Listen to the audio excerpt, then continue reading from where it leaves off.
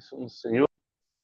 Apocalipse capítulo 6, a gente começou a abertura dos selos aí a gente chegou no verso 2 e paramos ali na coroa, né? Vi então, eis um cavalo branco e seu cavaleiro referindo-se ao anticristo. Ele tinha na mão um arco aí, autoridade para fazer guerra e foi dado uma coroa. Coroa ainda é autoridade. O mundo jaz do maligno, a palavra de Deus diz exatamente isso, né? Esse mundo jaz do maligno, ou seja, ele já foi coroado neste mundo aqui. Mas Jesus venceu ele na cruz e conquistou e derrubou essa coroa aí. O governo ainda está sobre ele. É questão, é quando um rei perde o, o trono, a realeza, mas ainda é, não chegou dentro do palácio. Então é como se fosse isso, né? A tribulação ela vem chegando e o que vai acontecer? Satanás ele vai perder, já perdeu esse trono dele, mas ainda insiste porque Jesus não voltou, a igreja não foi arrebatada e nós ainda não entramos nas bodas do Cordeiro. Mas aí ele fala, né? Vamos lá para Efésios 1:10, Efésios capítulo 1:10, depois vamos para Zacarias 6:11. Efésios 1:10, falando sobre a coroa aí, Efésios capítulo 1, verso 10. De fazer convergir nele a dispensação da plenitude dos tempos, falando de Jesus. Quando ele chega no 9, desvendando o ministério da sua vontade. A vontade de quem? A vontade de Deus. Segundo a beneplácito, segundo a bondade, a misericórdia que propuseram em Cristo. Veio da graça de Jesus. E de fazer convergir em Cristo, na dispensação da plenitude dos tempos, todas as coisas, tanto as do céu, o que deve acontecer no céu, como nós vemos aí, a gente já está vendo essa saga de João, entre a terra e entre o céu, ora ele está no céu, ora ele está na terra, e vendo e vice-versa o que está acontecendo num e no outro. E aí ele fala lá, como as da terra. Nele digo, no qual fomos também feito herança, predestinados segundo o propósito daquele que faz todas as coisas conforme o conselho da sua vontade, a fim de sermos para o louvor da sua glória, nós os que de antemão, ou seja, agora, esperamos em Cristo, em que também vós, depois que ouviste a palavra da verdade, o evangelho da vossa salvação, tendo nele também crido, fostes selados com o Santo Espírito da promessa, o qual é a garantia ou penhor da nossa herança, até o resgate. E aí, é o que nós estamos falando. Até o término aí desse governo maldito de Satanás, aí a gente tem aí o resgate da sua propriedade em louvor da sua glória. Lembrando, quando nós lemos lá em Lucas 4, a questão da tentação de Jesus, Satanás ele fala, né? Se me adorares, se curvares e me adorares, tudo isso aqui será seu, todos os reinos, porque isso me foi dado, né? Satanás fala, e é uma verdade, nós entregamos de mão beijada para Satanás este mundo, lá em Gênesis capítulo 3. Zacarias 6:11, vamos lá para Zacarias, então, Zacarias tem essa visão, e aí nós vemos que essa coroa de Satanás, ela tem um tempo para existir, graças a Deus. O verso 11, recebe, digo, prata e ouro, e fez coroas, e pôs na cabeça de Josué, filho de Josadac, o sumo sacerdote, e lhe disse, assim diz o Senhor dos Exércitos, eis aqui um homem cujo nome é Renovo, ele brotará do seu lugar e edificará o templo do Senhor. Ele mesmo edificará o templo do Senhor e será revestido de glória, assentar-se-á no seu trono, dominará e será sacerdote no seu trono, e reinará perfeita união entre ambos os ofícios. As coroas serão para Hélem, para Tobias, para Gedaías e para Rei, filho de Sofanias, como memorial no templo do Senhor. Aqueles que estão longe virão, ajudarão a edificar o templo, e sabereis que o Senhor dos Exércitos me enviou a vós. Isso sucederá se diligentemente ouvir a voz do Senhor vosso Deus. E aí estava falando da reconstrução do templo, o retorno do cativeiro e essa autoridade que Deus deu para Josué. Não é o Josué, a discípulo de Moisés. Aqui é o que estava voltando depois do cativeiro. Aí ele deu coroa no sinal de autoridade, né? Era um simbolismo, mas a autoridade quem deu foi Deus. Então, Zacarias, ele fala isso. Zacarias, ele é esse profeta que volta para Jerusalém na época de Neemias, Esdras, né? Então, ele vê tudo isso aí, né? Ele participa dessa situação do cativeiro. E aí, o inimigo, infelizmente, nesse momento ali da grande tribulação, né? O verso 2, ele disse aí, e ele saiu vencendo para vencer. 1 Coríntios 15, 25, vamos lá para 1 Coríntios 15, 25. Então, é, às vezes as pessoas não gostam disso, né? Eles olham assim, mas como assim? Deus deu, permitiu, né? A igreja não vai estar mais aqui, né? Os homens vão ser entregues aos seus próprios desejos, seu coração. 1 Coríntios 15, 25, ele diz, porque convém ele reine, até que haja posto todos os inimigos debaixo dos seus pés. Ó, volta lá ao verso 24, Gustavo, fazendo favor. Ah, então, ó, esse aqui é o arrebatamento, e aí a gente tem. Pode ser sobe aí, 20, até o 22. Obrigado. Pode ser o 21. 21, desculpa. 21, isso. Ó. Então ele vai falar aí, Coríntios, o apóstolo Paulo vai falar os que dormem aí, que morreram. Visto que a morte veio por um homem, a saber, Adão. Pela morte entrou o pecado no mundo, ou seja, Romanos 6, 23, o salário do pecado é a morte, mas o dom gratuito de Deus é a vida eterna, ou seja, a salvação. Então, a morte entrou por um homem, assim também, por um homem, veio a ressurreição dos mortos, a saber, Jesus Cristo.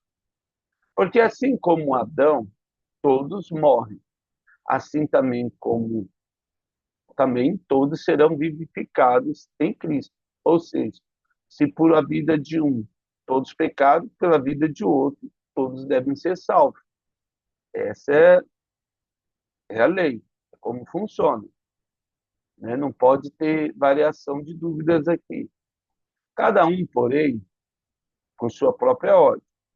Cristo, as primícias, depois os que são de Cristo, a sua vinda, na sua vida. Ou seja, então Cristo morreu, subiu aos céus, e depois todos aqueles que creem em Cristo vão para o céu reinar. Então virá o fim, quando ele entregar o reino ao Deus e Pai, quando houver destruído todo o principado, bem como toda a potestade e poder. Então, ainda não chegamos nesse momento, porque tem a grande tribulação, depois tem o milênio, aí depois tem a batalha final. O último inimigo a ser destruído é a morte. Então, nós já vimos aí que, infelizmente, tem demônios aí, tem um específico que ele faz esse papel, é um cavaleiro aí da morte. Aí a gente já viu que esses 4 cavaleiros aí, só Jesus para ter misericórdia, né, de nós. Eles já foram. Então, a morte é o último inimigo a ser vencido, porque todas as coisas sujeitou debaixo de seus pés. E quando diz todas as coisas lhe estão sujeitas, certamente exclui, e aí ele continua, olha só, exclui aquele que tudo lhe subordinou, ou seja, não pode colocar Deus debaixo dele, né? Lógico. Quando, porém, todas as coisas lhe estiverem sujeitas, Então, o próprio Filho também se sujeitará. Olha que coisa tremenda. Aquele que... Então, Deus deu a ele autoridade para fazer o que deve ser feito, e assim, quando ele terminar, isso é honra, né? Ele ganhou uma missão, ele vai fazer a missão que lhe foi ordenada, e depois ele entrega quem lhe autorizou essa missão, a saber, Deus. O próprio Filho também se sujeitará àquele que todas as coisas lhe sujeitou, para que Deus seja em tudo, em todos. Filipenses 2:9, vamos lá para Filipenses 2:9. Isso é bem tremendo, porque a, a cultura da honra é algo que Jesus e Deus, né, preserva muito, né? Quem honra, honra. Então, o verso 10, né, a, aí ele fala, né, pelo que também o verso 9, Deus exaltou sobremaneira e lhe deu o nome que está acima de todo nome, Jesus Cristo, Yeshua, para que o nome de Jesus se dobre todo o joelho dos céus, na terra e debaixo da terra. Ou seja, seres celestiais, a humanidade e as potestades, né? Os demônios. E toda língua confessa que Jesus Cristo é o Senhor, para a glória de Deus e Pai.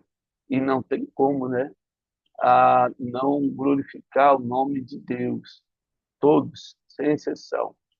Até os anjos caídos vão glorificar, porque a glória é inerente ao que eles querem, que eles acreditam, o que eles aceitam não, né? A presença de Deus incomoda todo ser humano a glorificar a Deus, né? Então, até os demônios de Gerar, quando Jesus foi chegando, eles gritavam lá, né? Não é chegada a tua hora, filho de Deus, olha só, né? O diabo lá sabe alguma coisa, né? Mas ele sabe sim matar, roubar e destruir, infelizmente. Destruir as vidas, destruir as famílias, matar as pessoas, é o que ele sabe. E então vamos lá. A Daniel 2:34, vamos para Daniel 2:34. Nós vimos essa questão aí de vencer, né? Que diz que vence, Daniel 2:34.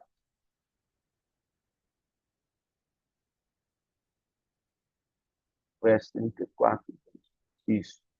Quando estava olhando, uma pedra, capítulo 2 é a visão de Nabucodonosor, né, da estátua lá. Então, olha só, quando eu estava olhando, uma pedra foi cortada sem auxílio de mãos, feriu a estátua dos pés, de ferro e de barro, e esmiuçou, ou seja, destruiu aí a, a estátua, aquilo que Nabucodonosor tinha edificado, mas era referência ao reino que viria. Primeiro o reino babilônico, depois o reino persa, os medos persas, depois o reino grego e depois o Império Romano. E, por último, o que nós estávamos vivendo aí, nós estamos vivendo os dedinhos lá da estátua, parte de barro, alguma coisa de ferro, né? Um reino outro aparece aí dizendo que nós somos, né, o país, né, essa questão geopolítica aí, né, o país que está como referência aí, vamos dizer assim, né, no comando, né, essa ordem mundial ela vai se reorganizando sempre. Então tá aí os países disputando aí quem é que manda aí. É China, Índia, Estados Unidos, União Europeia. Lógico que a União Europeia não é um país, mas é um bloco que se identifica como. Então vamos lá. Apocalipse 19:16. Então a gente vê aí que todos esses reinos que eles tinham autoridade vão se perder diante da autoridade do nome de Jesus. O capítulo 19, verso 16 de Apocalipse, então ele tem no seu manto, em sua coxa, esse aí é o Senhor Jesus, o nome escrito Rei dos Reis e Senhor dos Senhores. Isso é tremendo, né? Deus vem para vencer e vencer todo mundo aí. Depois a gente fala sobre isso. Só vamos lá para 1 João 2,18. 1 João 2,18. E aí a gente volta, 1 João 2,18. Depois a gente volta lá. Ó, filhinho, já é a última hora, ou seja, agora. E como viste que vem o anticristo, também agora muitos anticristos têm surgido, pelo que conhecemos, que é a última hora. Eles sairão de nosso meio. É isso aí mesmo. Né? A gente tem que tomar cuidado, porque o anticristo vem do mar. O falso profeta, a besta, é, vai vir da terra e é um judeu. O anticristo é um gentil e a besta é um judeu. A besta que surge da terra, o falso profeta. Né? Não é que, pelo amor de Deus, né, o judeu seja uma besta ali. A besta que surge da terra vai vir no meio dos judeus e o anticristo no meio dos gentios. É a outra besta lá. Muitos anticristos têm surgido pelo que conhecemos, que é a última hora. Eles saíram de nosso meio. Entretanto, não eram dos nossos, porque se tivessem sido dos nossos, teriam permanecido conosco. Todavia, eles se foram, para que ficasse manifesto que nenhum deles é dos nossos. Então, isso muito preocupa, porque o falso profeta e o anticristo, ele vai levar uma multidão, porque ele vai ter a roupa de cordeiro, né? Se fingir de cordeiro, as vestes de cordeiro, mas por dentro é um lobo, destruindo a vida das pessoas. E vós possuís unção que vem do santo, e todos têm desconhecimento. Não vos escrevi porque não saibais a verdade, antes porque saibais, porque a mentira algum jamais procede da verdade, e porque mentira alguma jamais procede da verdade. Quem é o mentiroso, senão aquele que nega que Jesus é o Cristo? E nossos atos, às vezes, podem negar Jesus. Né? A pessoa não precisa nem falar, mas os atos, pelos frutos conhecereis. E esse é o anticristo, o que nega o Pai e o Filho. Todo aquele que nega o Filho, esse não tem o Pai. Aquele que confessa o Filho tem igualmente o Pai. Permaneça vós, os que ouvisse desde o princípio. Se em vós permanecer o que desde o princípio ouviste, também permanecereis vós no Filho de Deus, no Filho e no Pai. Esta é a promessa que ele mesmo nos fez, a vida eterna. Isto vos acabo de escrever acerca dos que vos procuram enganar. Então, assim, isso é muito importante, porque nós já vimos outros textos lá em Timóteo também, em Pedro, essa questão do anticristo, que ele seduz uma multidão, né? Ele vem com palavras doces, palavras é, evangeliquez. Eu sei que às vezes as pessoas não gostam de ouvir isso, mas vai ser. A gente viveu isso aí, né, no Brasil, né? Como é que vamos dizer, a necessidade do povo brasileiro no meio evangélico em ter alguém no poder. E sabe que eu vejo? A gente pareceu o povo lá de Israel quando queria um rei. E não Josué, Samuel, não quero você não, Samuel, não quero você não, a gente quer um rei. E Samuel foi e falou, olha, não é bem assim, nada, a gente quer.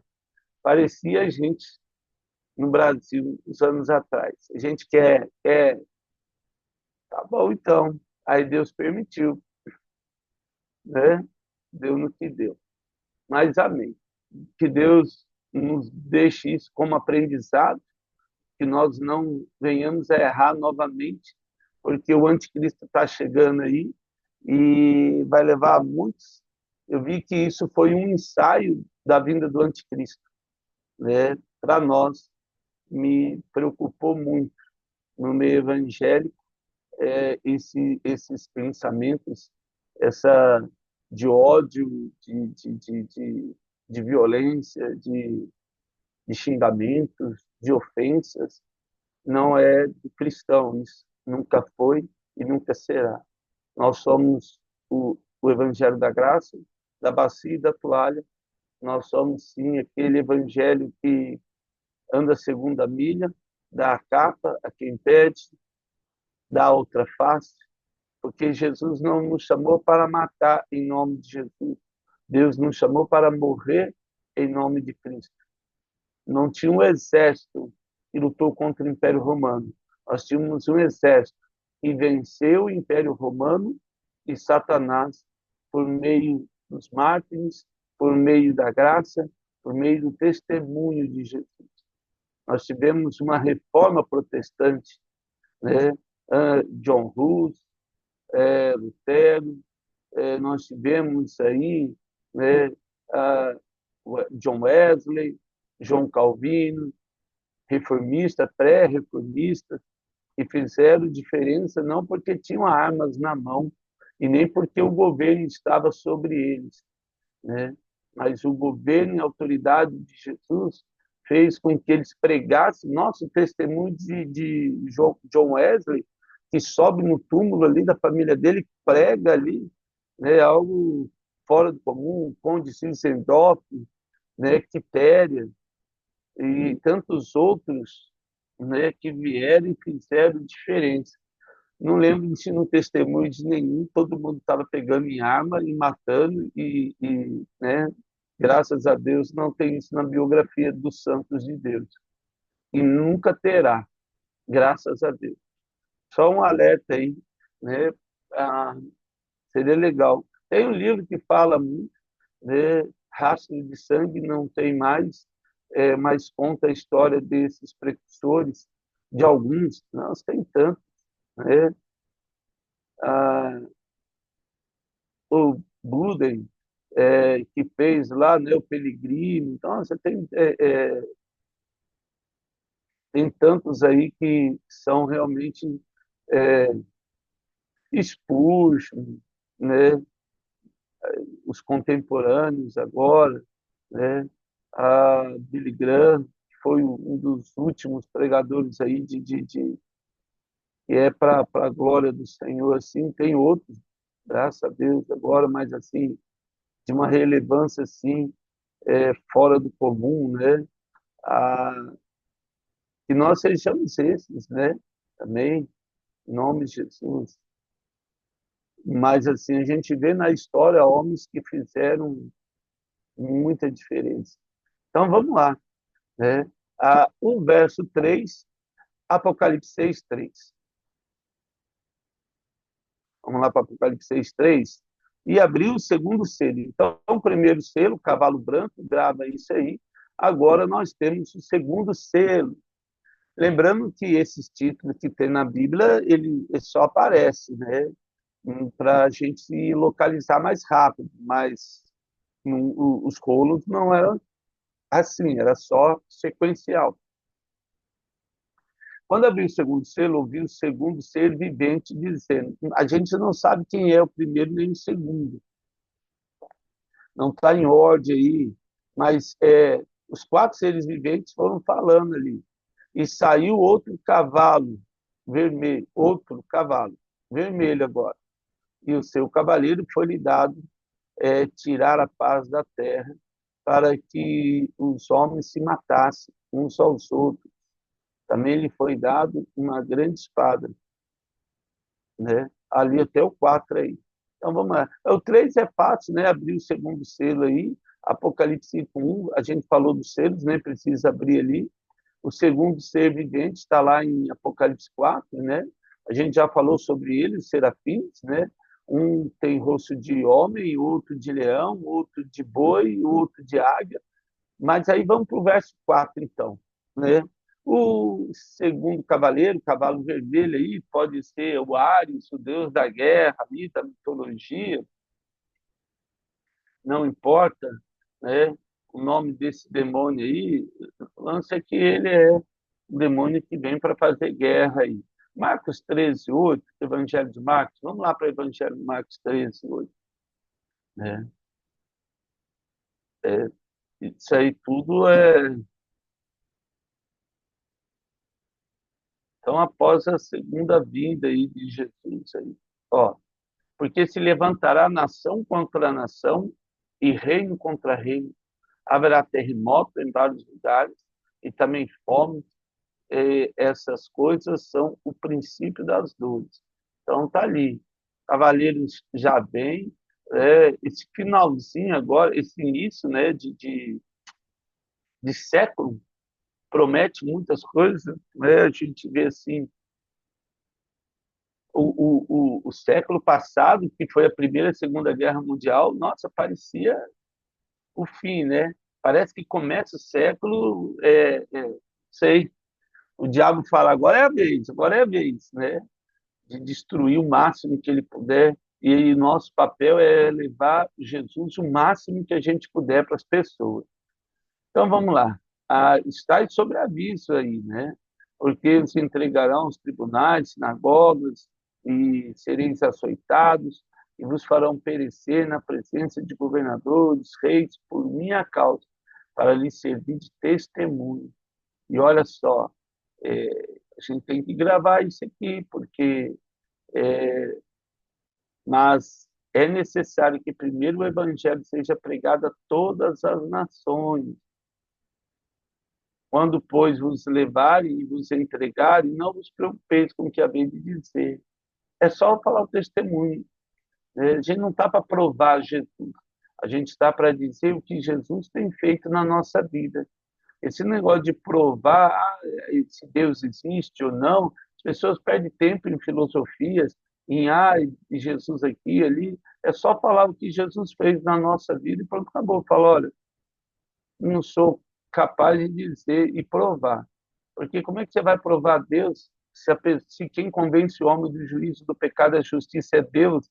Se Deus, ele fala lá, ó, os fariseus, doutores da lei, né? Assim como Nicodemos, Jesus chega para Nicodemos e diz, poxa, Nicodemos, você é mestre da lei e não sabe o que é nascer de novo? Jesus dá uma dura nele, porque o cara era mestre da lei e não sabia o que significa nascer de novo. Agora imagine você falar com um douto que leu ali uma filosofia ou uma ideia de um ateu ou alguém desprovido de conhecimento, e você vai falar do homem, não, olha que Deus assim, assim, é, não tem, como é que eu vou explicar o Criador do universo? Por isso que é importante, é isso que o apóstolo Paulo fala. Ele viu que isso era perda de tempo. Nos gregos, ele fala, agora eu prego Jesus, o Cristo crucificado. Ele não perde. E olha que Paulo era um conhecedor. Ele não ia mais perder tempo com essas coisas. Ele ia falar do testemunho dele. É isso que é mais importante. Vamos lá para Lucas 21:10. Acho que dá tempo aí de ler mais alguns textos. Lucas 21:10. Então, o segundo cavaleiro é a morte, o primeiro é a fome ali, né? O branco, e o segundo aí. Então, ele diz: levantar-se-á nação contra nação e reino contra reino. É o mesmo texto ali. Ó, vamos fazer, então, a 1 Tessalonicenses 5:3. Isso é importante. Vamos lá para 1 Tessalonicenses 5:3.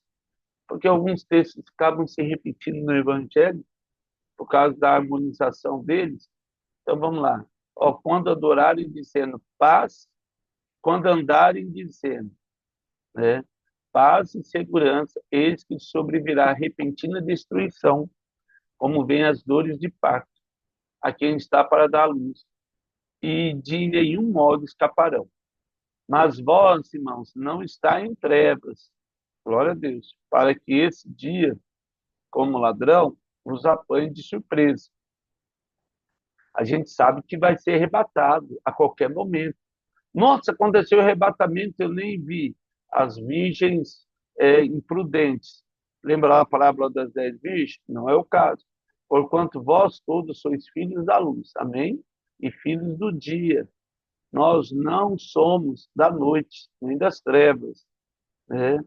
E a gente vê esses filmes de terror, de vampiro, lobisomem, e ainda as pessoas são fascinadas por isso, né?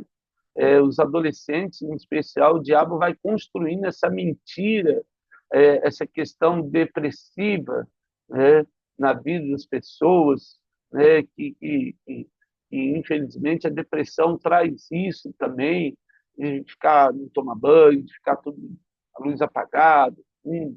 A gente vê os jovens, aquele calor, todo mundo de blusão, assim, eu falo, meu Deus do céu, né? Porque tem vergonha, às vezes, do corpo, porque o mundo cobra disso, né? Os próprios adolescentes, crianças, eles fazem piadas, chacota, e aí deixa a pessoa constrangida, né? Assim, pois não durmamos como os demais. Pelo contrário, vigiemos e sejam sóbrios. Ora, os que dormem, dormem de noite. E os que se embriagam de noite, que se embriaguem. Aí está falando sobre o tipo de vida que você ou eu queremos levar. Nós, porém, que somos do dia, sejamos sóbrios. Ou seja, hora de dormir, vamos dormir, acordar cedo, porque tem que trabalhar revestindo de toda a couraça da fé, do amor. Olha só, nem preciso falar de novo do amor, né? E tomando como capacete a esperança da salvação, porque Deus não destinou para a ira. Nossa, assim, não sei o que as pessoas fazem, incita tanto ódio no meio evangélico, sendo que Deus sempre fala o contrário. Mas para alcançar a salvação mediante nosso Senhor Jesus Cristo, que morreu por nós, para que quer vigiamos, quer durmamos, vivamos em união, união com Ele, consolai-vos, pois, uns aos outros, e edificai-vos reciprocamente, como também estáis fazendo. Esse é o direcionamento. Né? Aí amanhã a gente vai, continua indo o verso 4 aí, sobre a espada. Amém? Ó Pai, eu te dou graças por essa manhã, por esse dia, porque o Senhor nos alerta quanto à tua volta, Senhor. Não nos importa o levantado anticristo, mas nos importa o teu retorno. Por isso pedimos a tua misericórdia nesse dia, que o Senhor guarde a nossa boca, cele nosso coração, livra-nos de pecar contra ti, livra-nos da tentação, livra-nos de falar contra o teu evangelho, livra-nos de falar mal de alguém, de qualquer autoridade ou de qualquer pessoa, mas que o Senhor nos desperte, ó Deus, para testemunhar o Evangelho da graça, para orar e vidas serem curadas, para orar e vidas serem restauradas, para orar e vidas serem libertas do cativeiro de Satanás, porque é isso que nos importa, Senhor, que nós possamos hoje resplandecer a tua luz, como diz a tua oração. Venha, Deus, resplandece sobre nós o teu rosto, para que vidas contemplem da tua glória e da tua graça sobre nossas vidas, em nome de Jesus. Amém. Amados, que honra, hein? Que bem estarmos juntos aí. Deus nos abençoe nesse dia aí.